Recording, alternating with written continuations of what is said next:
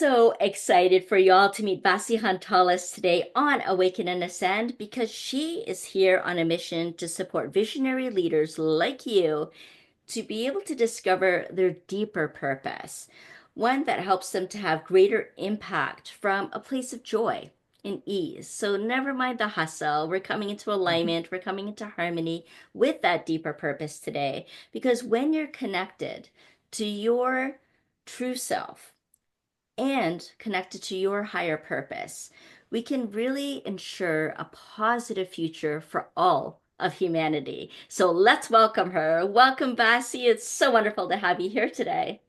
Oh, I'm so excited to be here and I appreciate the opportunity, Jennifer. I'm excited for this. And it really is an opportunity to be connected with our true selves and our higher purpose. And when we can actually come into alignment with that, with our deeper purpose, with who we are, then that's what creates the deeper connection as well, don't you think? And really be Absolutely. able to have that impact. And I know, Vasi, that you spent at least 15 years as a traditional coach, right? And helping people that way. What really lit your path into the next level of success for you? I started listening to that voice within, and all of us have that little voice, and it'll get louder if we aren't listening to it, right? And the voice was that there was this intuition, Hmm. and I could sense it in sessions from my very first time I had a client. I remember that. And I was really sort of undercover with my intuition, but it kept getting louder and it kept coming in. And I noticed that when I shared it with my clients, I shared a vision or I shared something I was seeing or something I was sensing, it just shifted everything. And then I was like, you know what? This isn't feeling in alignment for me to keep it hidden anymore, to keep it in the background. So Mm-hmm. I began to call it out more and I began to notice how I was using it. And it's interesting because when we have a purpose, a lot of times it just feels so natural that we never think that other people aren't able to do that or aren't able to access it. And it just seems like, oh, everyone can do it, right? And so I started noticing clients asking me, well, now how did you say you look at your calendar and how did you get into flow and how did you get in alignment and how did you know to talk to that person at this event?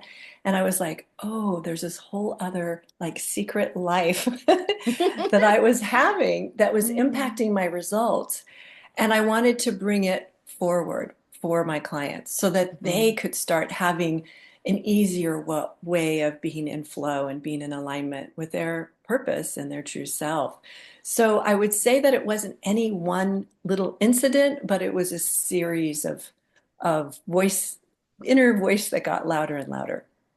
Yeah, and the decision to lead from the front, right? To Yeah. be a role model of this light, of this passion, of this joy, of what you're seeing, and become a fuller expression of who you are. Allow those other parts of you to be expressed, to flow, and to show, what that might be like for other people, and to be an inspiration for that. And that really comes from soul, isn't it? I love the acronym for soul, sending out universal love. Love that.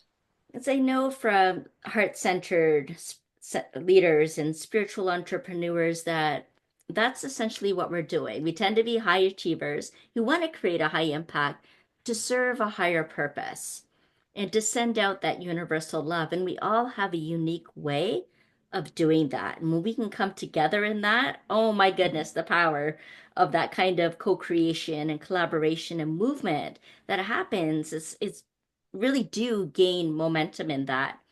And so I know that you help people gain momentum because you're known as the breakthrough mindset mentor, after all, right? Which is really up leveling from just being a traditional coach. And it's been interesting thinking about mindset Mhm. because it's almost limiting in a way when you think your mind is set on something. And it's great to have that clarity and that focus, don't get me wrong. But there's also a new set point that we can reach, and then another set point beyond that, and a higher way that we can be operating from in our roles, in our Yeah. capacity to serve others in that way. And so, how do you find yourself serving others now to really bring out even more of them? When you mention mindset, it's like it's not just mindset, it's energy set, right? Because our Hmm. mind and our energy are so connected.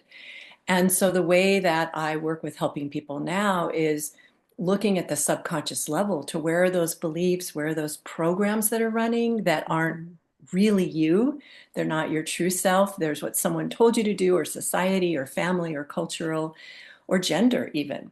And unwinding those programs, removing those programs and identities, because that connection to our higher self is right there. It's always available to us.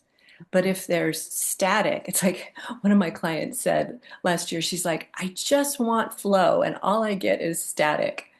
And that's our mind, the Hmm. mindset that's maybe a limiting one. So the way I help clients is I look at the subconscious using my intuition, using my connection with their higher self, and look at what's running and clear that so the energy shifts right there, and then bring in a message from their higher self of what really is true for them. And it could be a little rerouting what they're doing, it could be how they're showing up, it could be even how they're perceiving the situation. And so that's probably in a nutshell a little bit about how I help clients do that. Oh, I love that you are. And you're right. This really does ensure the future of humanity in a really positive light, right? To Yeah. deactivate those false programs, that keep us small, that don't allow us to show up fully in who we are and what we came here to do. To deactivate those programmings to clear the poison from that sort of belief system that's held us back for so long. And like you say, that really that we may or may not even be aware of because it's operating on that subconscious level. And I love that you shared about the person who wanted flow and yet kept getting the static. And that reminds me of our frequency, our energy set, as you talked about too, right? Mhm.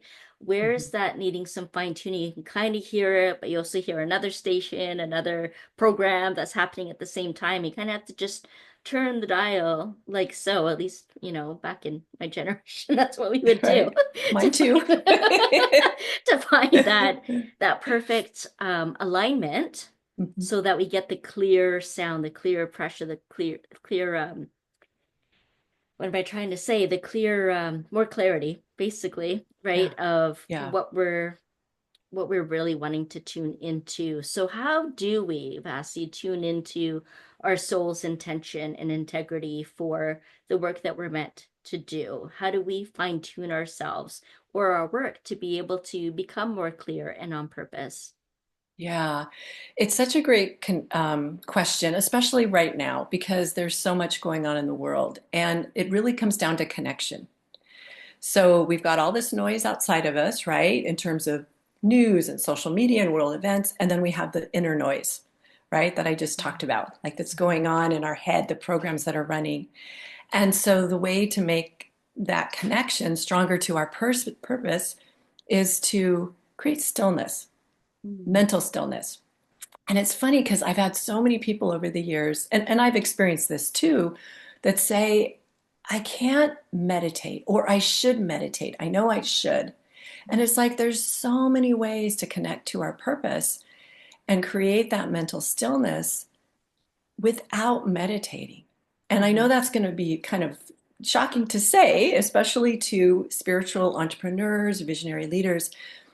But what we can do is we can be present with ourselves. And I've had the most amazing awarenesses of my purpose that come in like when I'm walking in nature.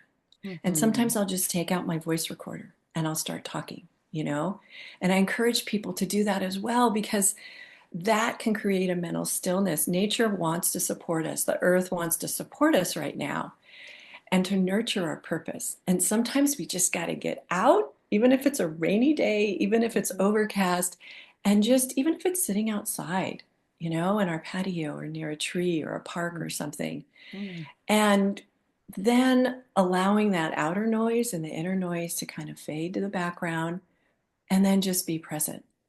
Mhm. And I either take a journal and I might ask a question or I might, speak into my voice recorder. What am I to know right now? To my higher self? Or what am I not aware of?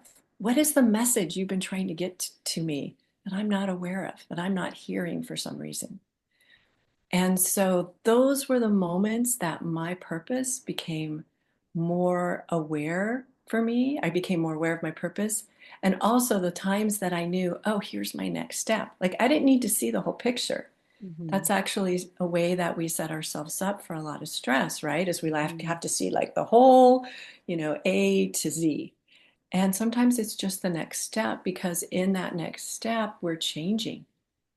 And so then we're ready for another step that we weren't ready for before because we're evolving. And the other day, this came to me. You know how you hear people say, follow your purpose, right? We hear that a lot.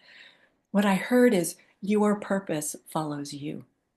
Mm-hmm. Your purpose follows you. So it's like as you're showing up and you're present to yourself, then your purpose is able to come through. Yes, we're giving space for that to arise, to see what's already there, to come up, and just to take the next safe step or bold move forward. And that is forward movement. And the more we keep continuously taking those steps, the clearer the bigger vision comes into view, right? And Yeah. then we can see more and we get closer and closer to what we thought. And maybe it's even something that's been beyond our imagination. So I love that we can be still without necessarily needing to meditate. There's many different forms of centering ourselves, to ground ourselves, to give ourselves that space. Like you say, sometimes actually changing your physical space, going outdoors. I love the forest too, or Mhm. going by the ocean or smelling a flower, or just being able to soothe your senses and awaken your senses in a good way where you can be receiving those messages. And that winds you up to your other senses as well and really tune into your intuition. I know that creativity is also very helpful because then we're activating a different part of our brain. We're becoming inspired. Then we get to take inspired and aligned action that comes through what we want to create and how we're creating and becoming that creator, right? Recognizing Yeah. Yeah. ourselves as that creator. And I know that that's also a big part of your work. So, what do you find through that when you get to tap more into your creativity? Yes, creativity is one of my favorite subjects. And what I love about creativity is it really helps us step beyond our comfort zone. So I like to say, like, here's our comfort zone, what we're familiar with. And then that next level is our creativity zone. And Mm-hmm. so how do we step into that? And, there's this sense that for a lot of people, they aren't creative. And so I wanted to spell that program that's running right now because we're all creative, like you said, right? Mm-hmm. We're all master creators. The difference is people get creative confused with artistic.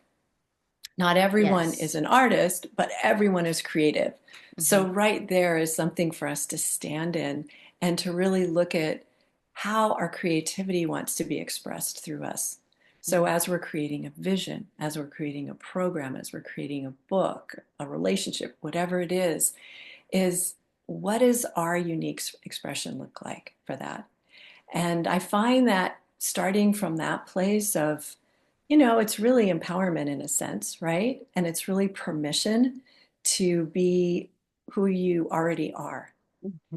And whether that looks like speaking or writing or um, cooking something amazing, or gardening or whatever that is, it's like that raises our frequency. So, back to what we were talking about earlier about the radio station and tuning to that frequency, Mm-hmm. it's like creativity as it comes through us in our unique way raises our frequency, brings us into joy. And then that brings in even more creativity. And then we find ourselves, whatever that impact is that we're wanting to make, being able to step into that in a way that feels like natural and easy and in flow for us. There's not that forcing. There's just like, oh, okay, this is what I'm doing next, or what I'm being inspired or called or guided to do next. And I think that's, yeah, that's the No, opportunity. I just had that light bulb moment there. It's like, ah, that's where the joy and ease comes from because we're not forcing anything. It just shows up for us, right? And that's what we're Mhm. broadcasting out, like from that radio station. It's what we're broadcasting. That's sending out that universal love. And it's interesting to think we're talking really about heart-centered things here, and yet we're also talking about mindset and the breakthroughs and working with that. And what I've discovered is that, the mind really can't take us to where we need to go. In fact, most of the times it's tripping us up and distracting Yeah. us and Hmm. veering us off track. But when we're following our heart and seeing what's in there, recognizing what's fulfilling, what fuels us, what we're passionate about. The way that I see passion too is when you break up the word, it's pass I on. And that I being your soul's expression of what you're here to pass on in this lifetime.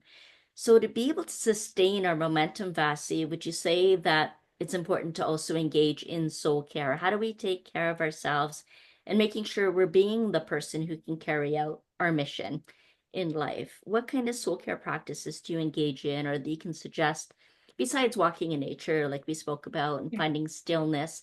How do we really sustain momentum? Yeah.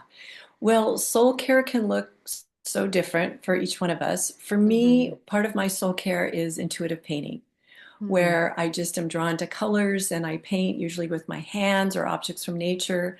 And then I journal afterwards and I ask, what are you the energy of? And that just feeds my soul. I've done it since I was a little girl and then I revived it as an adult. Um, and so that's something that, I even incorporate as part of my day. I have a journal that I paint a page the night before, and then the next morning I'll have conversations with my higher self and I'll journal onto that page that I painted the night before that inspires me and Oh, that wow. has the energy, that has a frequency for the day. Um, and that's one of the soul care. Another soul care is what's coming to me to share with people, and this is interesting, is saying no to obligation. Mm-hmm. I think that's a big part of self-care or soul care, Mm-hmm. both soul and Mm-hmm. self-care. And it's been something that I've really been looking at, I would say, and focusing on in the last 4 or 5 years. And the reason it's important is because we obviously we only have so much time on this earth.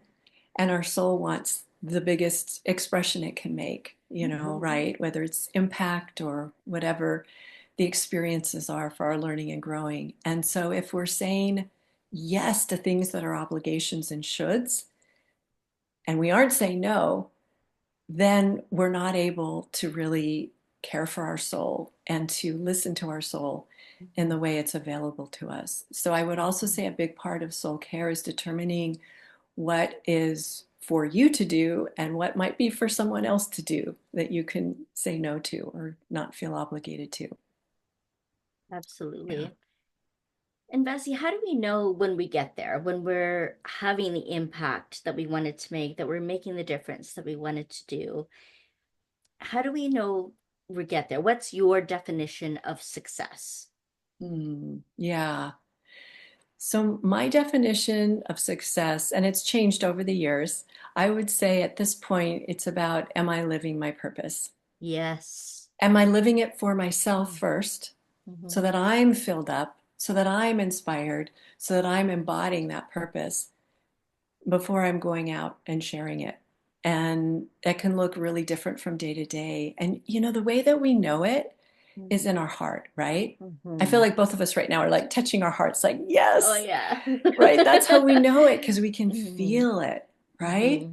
It's Mm-hmm. not something that can be quantified.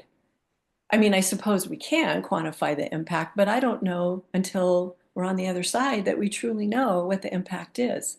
Mm-hmm. And so it's really, do we feel that joy, that connection? And so for me, my definition of success is, am I filled up, right? Mm-hmm.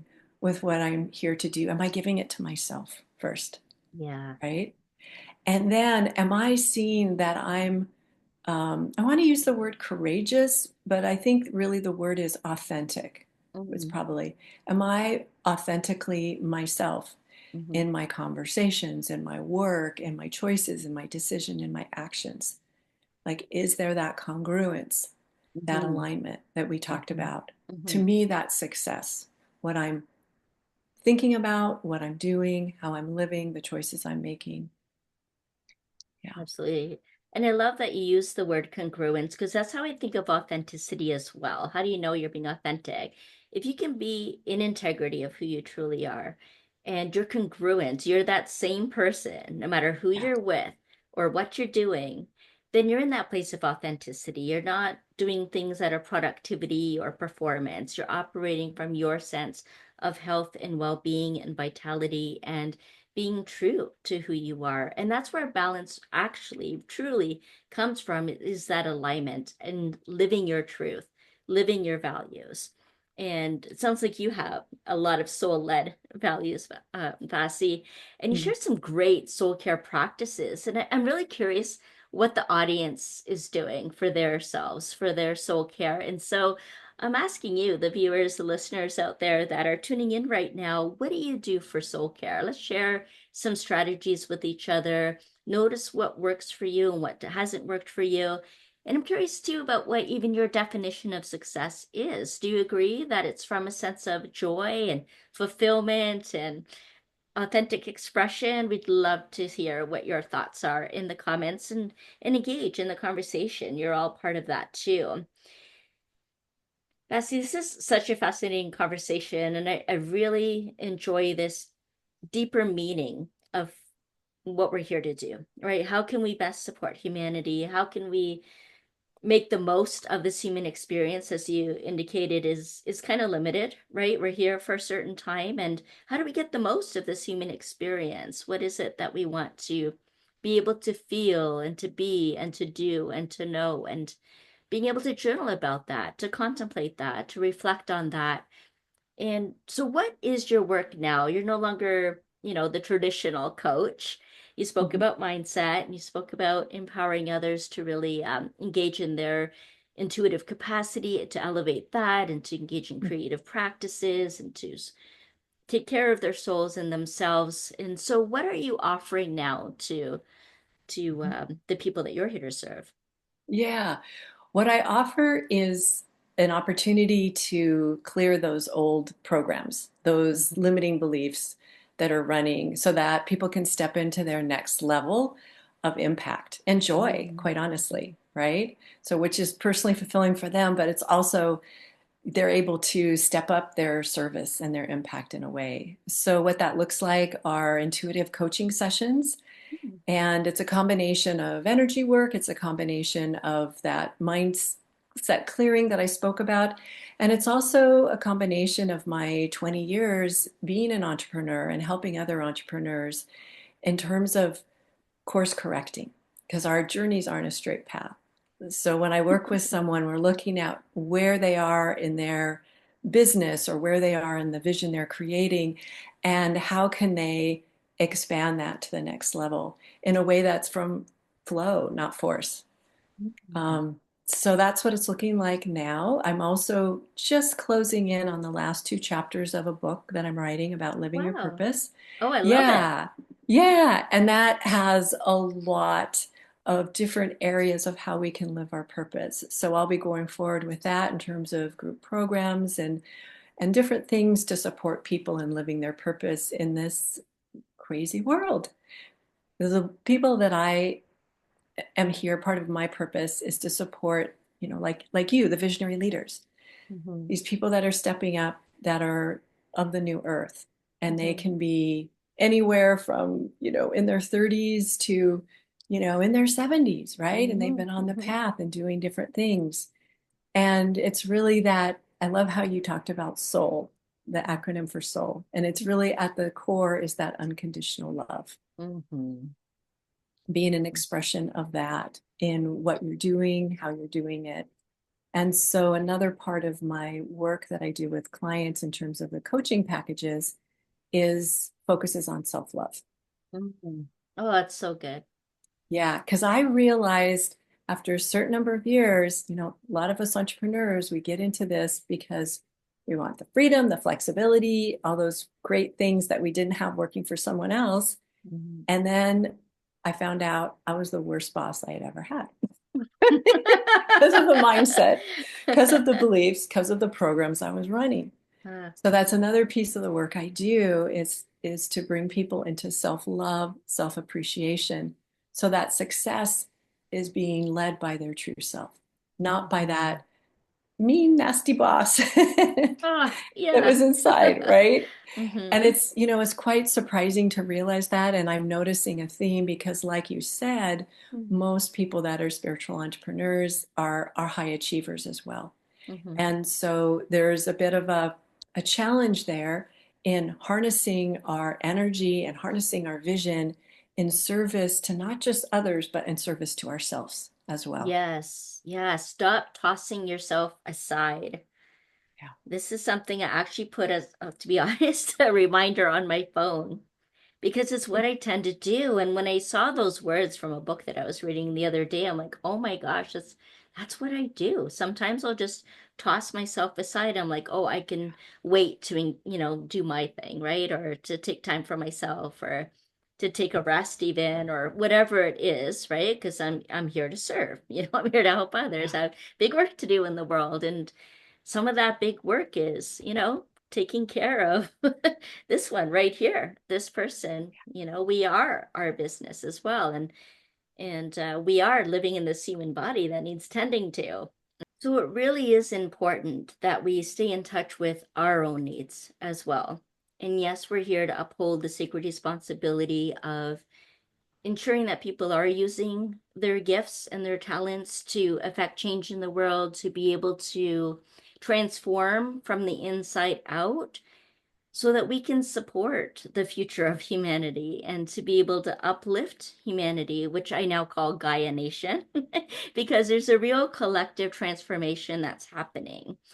And it's really about that co creation and coming together and using the gifts and abilities that we came here with and doing it together. We don't have to continue on our journeys alone. There are people that will support us, there are environments and communities like the Leadership Ascension Alliance that I run and masterminds and so on that can hold the space and the conditions that we need to truly thrive and be the person we came here to be and do what we came here to do. And so all the links to connect with Vasi and myself and to learn about the different offerings we have are in the video description below. You'll find out a lot more about Vasi through her full bio down below and what she's all about. And I loved having you on the show, Vasi, and sharing your energy, your essence, your strategies, and your authenticity and integrity for the kind of work that you're doing and how you're showing up for that. So I truly thank you for joining us here today. And I'm really curious about any other messages that you might want to share while we're here together. Mhm. Mm. And thank you so much for this juicy container where we could have this conversation. This Mhm. is beautiful. Let me see any other messages for today. The message I'm getting for everyone is to not hold back. Don't hold back. That this is the time more than ever that all of you, all the parts of you, are wanting to come together and be able to be expressed and to be in a joyful integration. And so, if you're getting an intuition to do something or to be maybe something different, in terms of a quality Mm, or a presence or an energy, be it, do it. yeah. Don't hold back. Be that master creator that you are and that you've always been. That's what the world needs now. That's the way that you can make the biggest impact. Absolutely. And we are cheering you on. So get out there, go do it, take the steps you need to. Like Vasi suggests, you don't need to see everything. You don't need to get like from A to B like ASAP. It's really about just taking that next step forward. So be sure to like this, share the video with others if you might be inspired or just need that little nudge to be able to become a fuller expression of who they are and step boldly into their purpose. Thank you so much for each and every one of you that have been joining in on Awaken and Ascend today. Vasi, thanks again so much for being here. Really appreciate you. And I appreciate you and what you're creating. Thank you. Thank you. So goodbye, everyone, and we'll see you again next week on Awaken and Ascend. Mm.